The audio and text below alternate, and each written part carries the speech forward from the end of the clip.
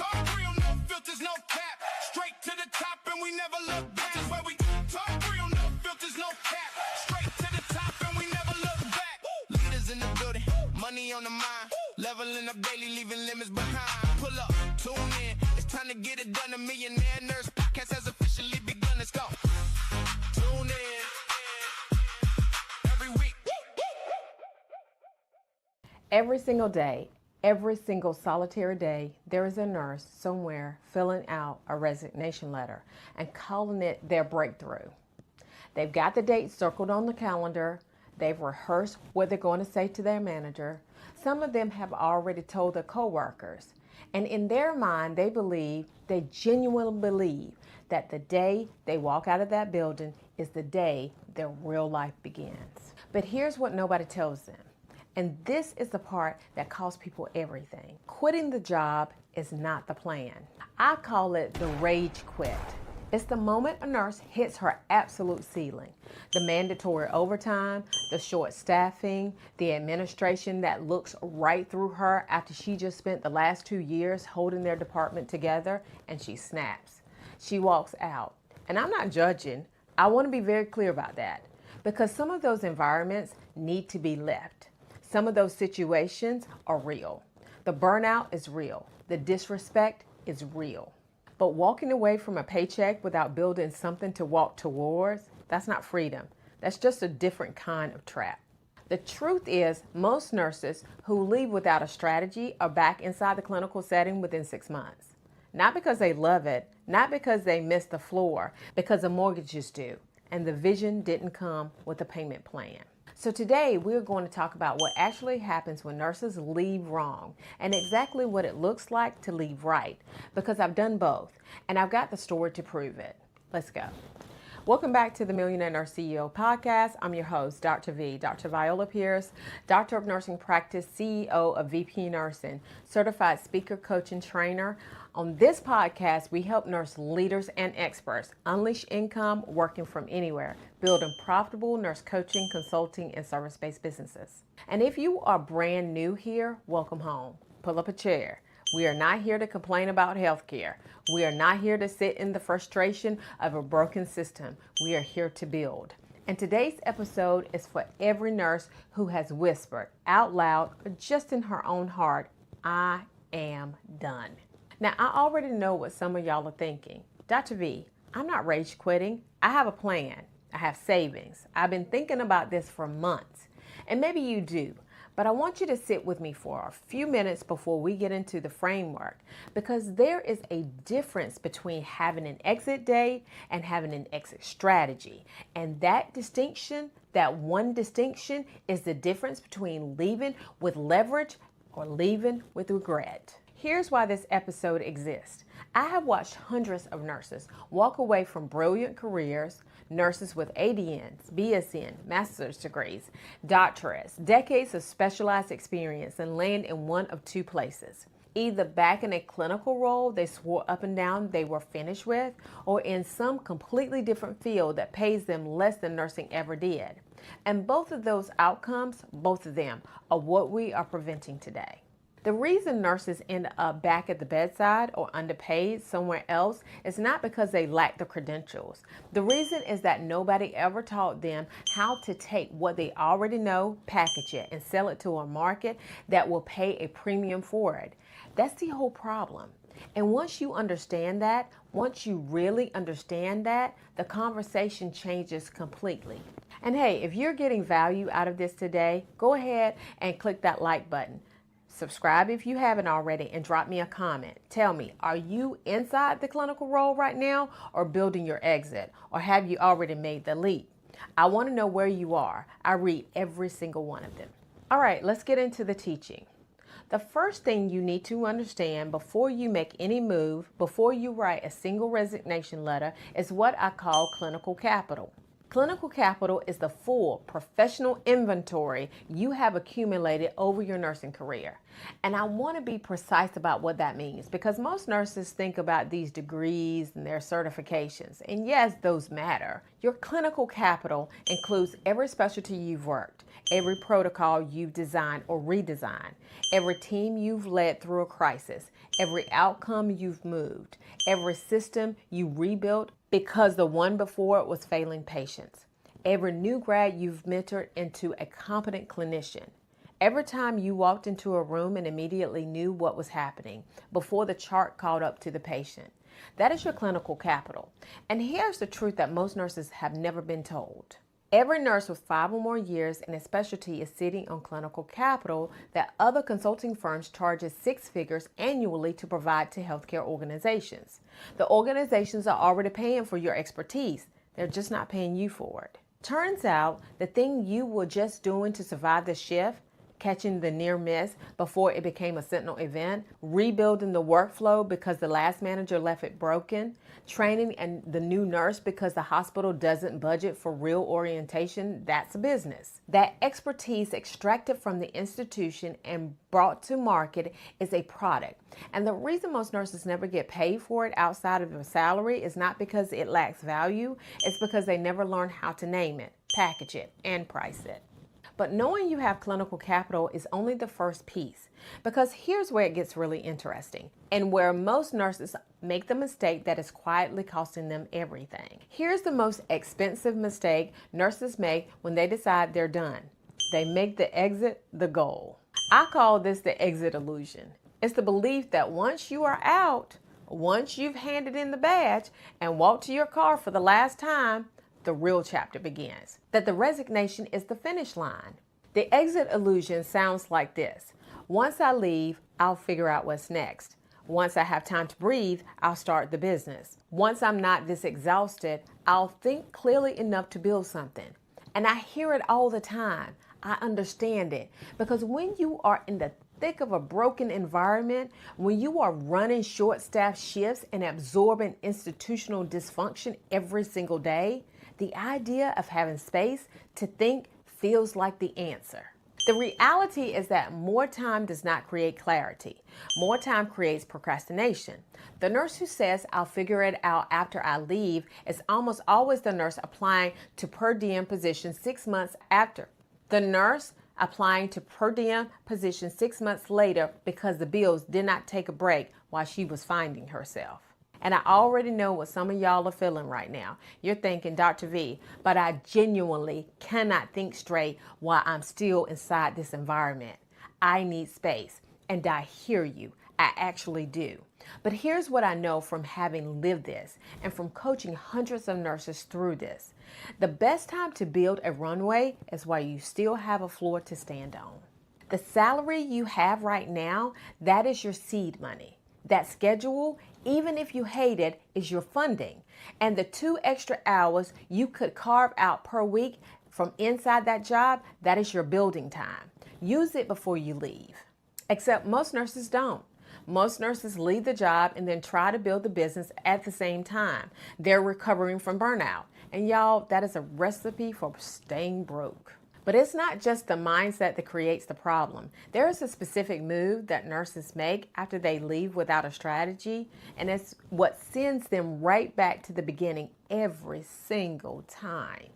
I want to talk about what I call the dead end pivot. This is what happens when a nurse leaves the clinical role and immediately goes searching for another job instead of building a business. She applies to healthcare consulting firms. She goes into case management. She takes the remote utilization review role. She moves to insurance or pharma or a corporate wellness gig. And look, I need to be clear. None of those are bad options. I'm not saying don't take the remote role. I'm not saying the consulting firm isn't a legitimate step. But here's the deal. If you are trading one employer's ceiling for another employer's ceiling, you have not brought your freedom. You have redecorated your cage. The dead end pivot feels like progress because the environment changes. The uniform is gone. The commute might disappear. The culture is better. And better is real. I'm not dismissing that. But better is not the same as free. And what I am after for you, what this entire podcast exists to help you build, is an income that you actually own. The nurses who build real wealth do not stop at better. They use the better situation, the remote role, the part-time contract, the consulting gig as a bridge while they build the thing that they own. That is a completely different posture. You're not landing there, you're launching from there. Now, I know some of you are sitting there thinking, Dr. V, that all sounds good, but I don't have time to build a business while I'm working. And I want to tell you something. I want to tell you my story because I used to say the exact same thing. Let me tell you something. 6 months before I ever handed in my resignation, I wrote it. Not the final draft, not the polished professional 2 weeks notice letter, the real one. The one I wrote for myself, to myself, full of everything I was feeling, everything I had built, everything I knew I deserved that the institution was never going to give me. I call it the 6-month letter. And writing it was one of the most important things I've ever done because it forced me to get honest about what I was actually staying for and what I was actually building towards. Here is where I was. I was the manager of readmissions at my hospital, and let me tell you, I was good at my job. I brought the readmissions rate from 12% down to 9%. Not in theory, not on paper, in real patient outcomes, in real data, in real dollars that hit that organization's bottom line. I also built a community paramedic department from the ground up, a program designed to support patients in the communities so they wouldn't end up back in the hospital. That was my expertise showing up from working with paramedics for decades in the emergency department. That was my clinical capital showing up and solving a problem. And I want you to hear me on this because this is what I need every nurse leader in this audience to understand. I was delivering consulting level work for a manager's salary. The value I was generating for that organization was not matched by the income or the recognition I was receiving for it. And at some point, I felt it. I felt the ceiling pressing down. I felt like the institution was in the process of moving me out. And honestly, I don't want to stay anyway. So here's what I did. Instead of rage quitting, instead of walking out without a net, I got intentional. I started building while I was still inside the building. I invested in business coaching. I started learning how to take the exact expertise I was using to run that department and translate it into offers that organizations and individual clients would pay for directly. I want you to hear me on this. I did not wait until I was out to start building. I built while I was in.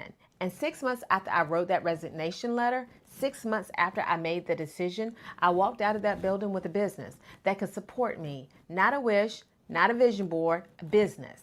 And I did it 2 extra hours before I ever walked in the door. That was my time to build my business every single morning.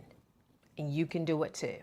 Now that decision, making the leap with a plan instead of making the leap with a prayer, is the best decision I have ever made in my professional life. Now, I'm not sharing that story so that you can admire it. I'm sharing it so that you can replicate it. Because what I did in those 6 months has a framework behind it. And that framework is exactly what I'm about to hand you. This is where it changes everything. Because everything I just described, the intentional build, the business coaching, the decision to leave with leverage, that is a repeatable system and it has a name. Before I give you the framework, I need you to understand one more thing. Most nurses who are thinking about leaving think the question is, should I quit? That is actually the wrong question. The right question is, am I ready? Because quitting is a moment. Ready is a posture. Ready means you have done the work before the leap, not after it. Ready means that when you walk out that door, you are not running from something. You are walking into something you built. And I know what some of y'all are thinking. Dr. V, I've been trying to get ready and I can't figure out where to start. That is exactly why this framework exists. Because getting ready is not about motivation. It's not about mindset. It's about steps, specific, ordered steps that you can execute while you're still employed, that turn your expertise into income before you ever need it. I call it the READY protocol. Let me break it down. 5 steps and you work them in order. Here's how. Ready, reclaim your clinical capital. The first move is stop defaulting to what the institution told you your expertise was worth and start auditing what you actually have. Reclaiming your clinical capital means sitting down with a blank page for 30 minutes and inventorying every specialty, every outcome, every system, every leadership experience you've accumulated. Not a resume, a business audit. When I did this for myself, I listed the readmission work, the community paramedic bill, the team development, the cross-departmental coordination, and I looked at that list and I thought organizations pay consultants 6 figures a year to deliver this. I was doing it for a manager's paycheck. Reclaiming your clinical capital is the moment you stop defining your value by someone else's budget line and start seeing the business that has been sitting inside your career the whole time. E, extract your expertise into sellable offers. Once you know what you have, the next step is to extract it into something a client can buy.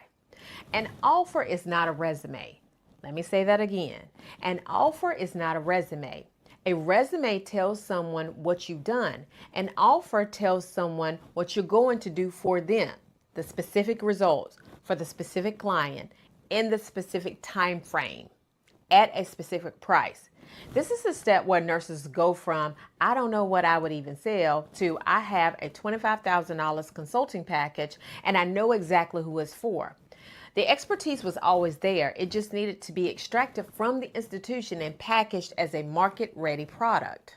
When you extract your offer while you're still employed, you have time to refine it, test the messaging, and talk to potential clients without financial pressure forcing bad decisions. A, activate your first paying client before you leave.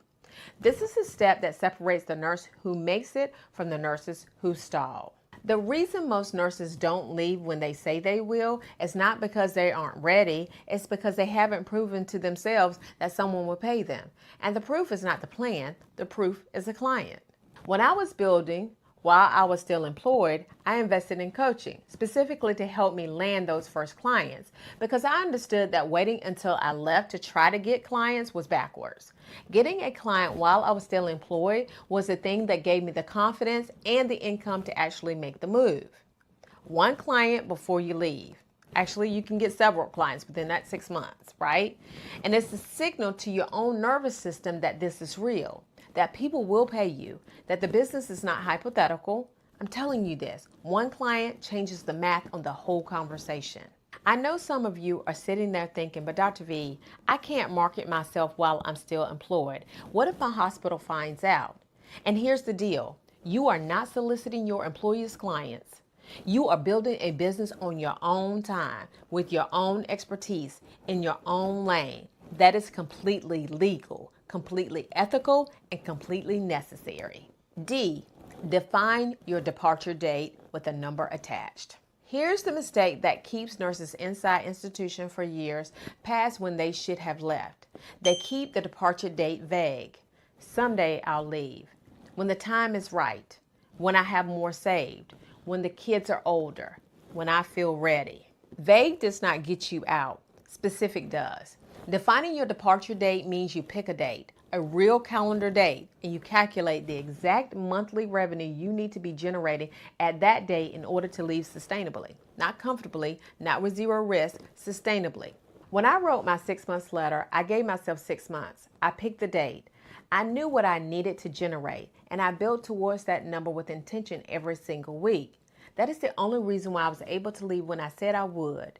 Because leaving was attached to a specific calculated target, not a feeling. Because your business does not have feelings. Why? Your transition, your terms. The last step is claiming the transition as yours. Here's what I know. There will be people in your institution who will push back when you start outgrowing your role.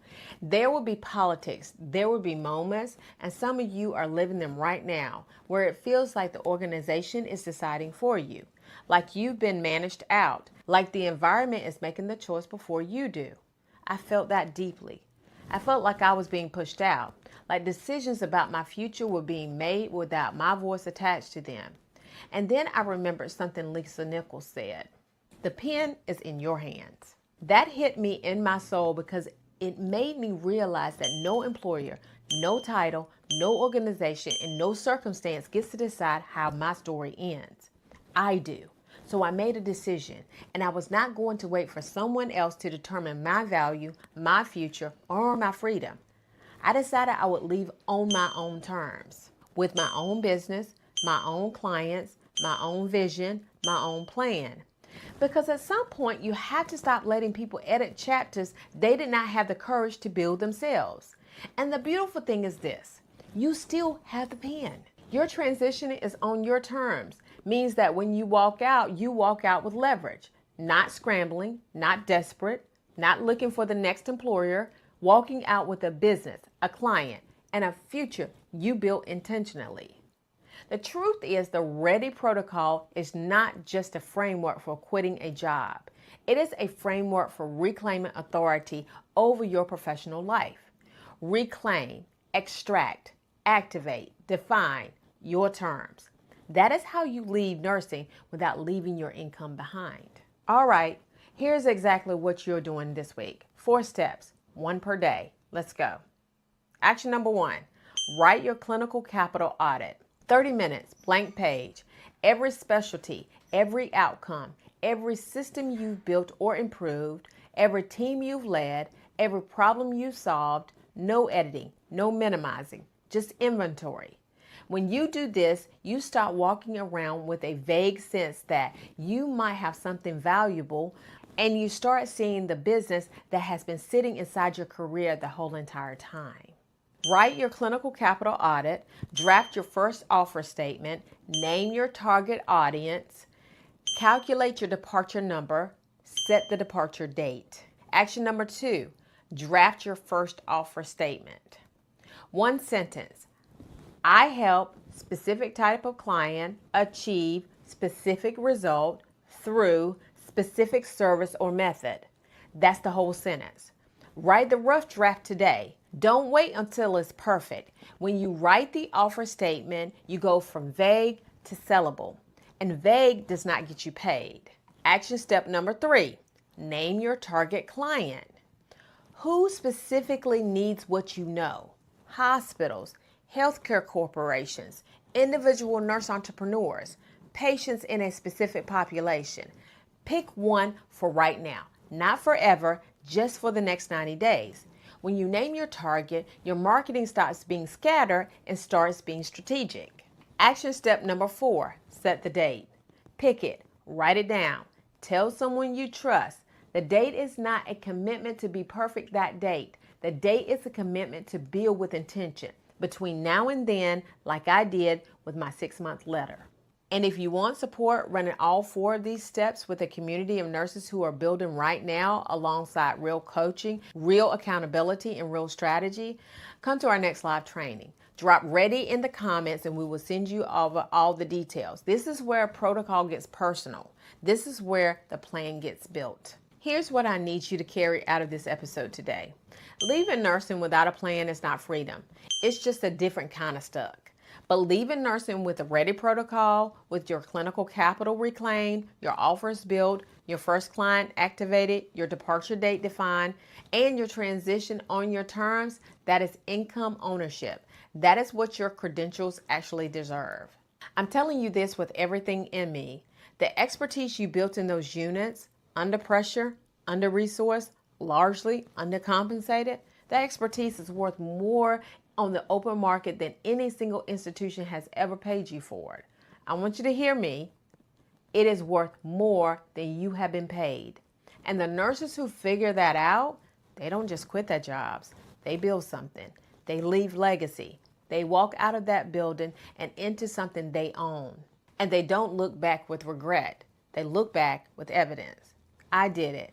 6 months of intention, real coaching, and a plan that had a number on it. I walked out and I have never gone back. And I genuinely believe that is available for you. Hey, before we close this out, drop a comment and tell me, what would you build if you left with a plan instead of a prayer? What would your business look like? I want to read it. I want to see it. Drop it below. If this episode landed for someone you know, a nurse who is sitting on that resignation letter right now, frustrated and ready to leave but scared to go, share this with her today. This might be exactly what she needs to hear before she makes the move.